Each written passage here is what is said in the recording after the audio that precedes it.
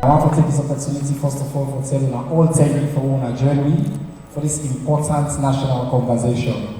And we get a team of people that we don't put aside for them to take notes, for them to compile the notes here, for them to challenge yourself as a society, as a community. We don't put 4 major goals, questions that we want to ask. What's in a Kush? What's in the drivers of Kush?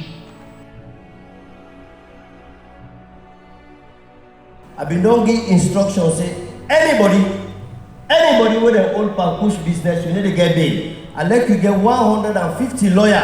And we as government lawyers ensure say once we put the evidence together, we give an opinion, say therefore charge you.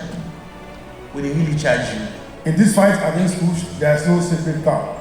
As the team begin, government release some funds for now able engage immediately, get community sensitization, and also for establish a rehab center. We get a total of 296 people that we so don't convict them on daily remand for drug. When we didn't get help dealing with rape, we make COVID successful and rape successful because it was heightened to a state of emergency for that specific issue. Ali Sharif, you're a student or graduate? I graduate with BSc First Class from Fabe College. BSc First Class from Fabe College. Tell me how you begin for use Kush. As a young man with so much prospect, so much talent, I think I say, wow, society don't show me. So negatively, I take into drugs. I think I say drugs are an alternative. I can't mislead by a friends, and when I lost my daddy, I be there with mommy. By then I be single parents, and I can't get a guy where I can fall in love with, so we make us start for the drug.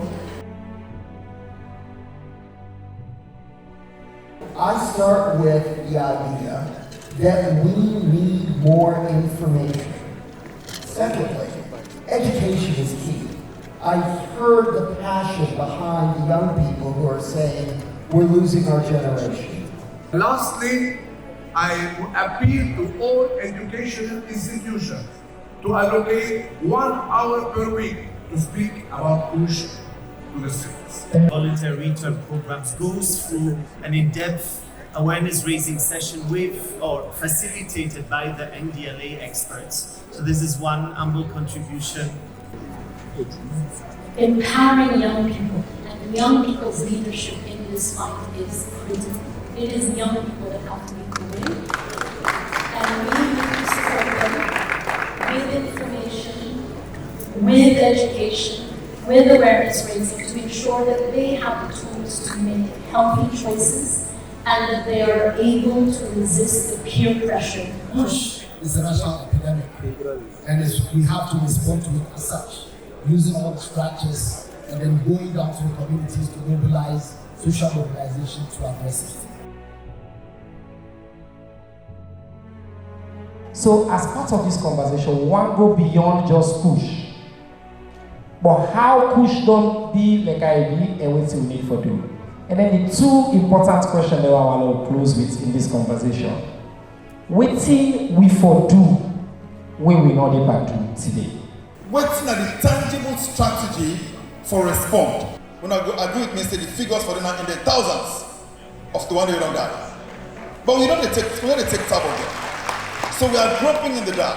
What's the response mechanism? Somebody mentioned here, one of the ministers talk about community mobilization. It's fantastic. That's how we end Ebola, with the communities taking leadership.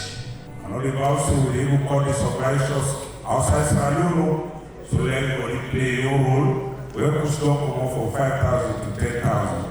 We will continue for make the balance in the country later on. We will ensure anyone can report to them. Be nephew them, then they take Kush and not get way for help them.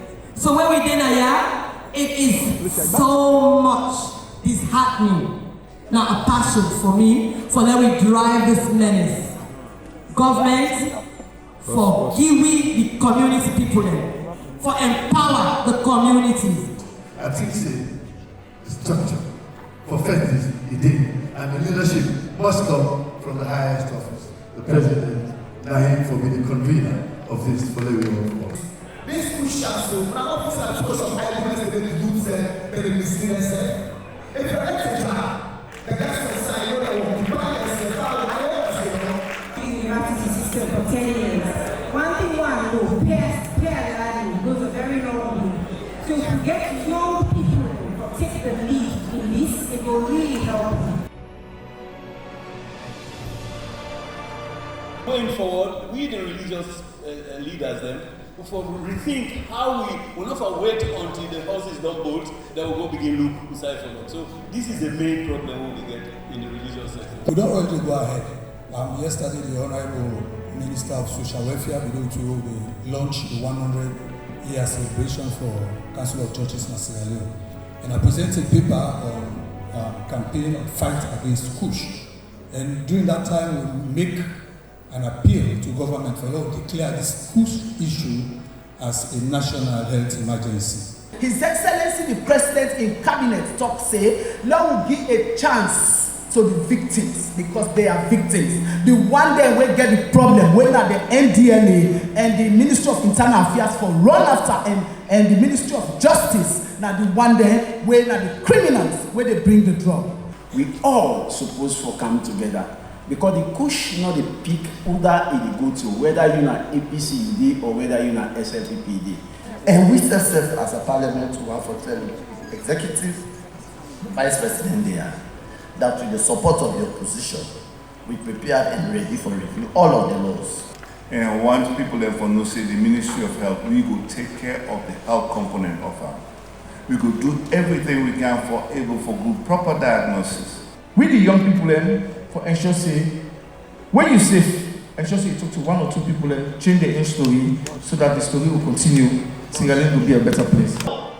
Last week, His Excellency the President don't task me for establish what you've been getting before, now a government task force on drugs and substance abuse. Now, the President don't say tax me for that lead for establish a national task force where every Sierra Leonean, everybody waiting at this fight, then go get a role for play.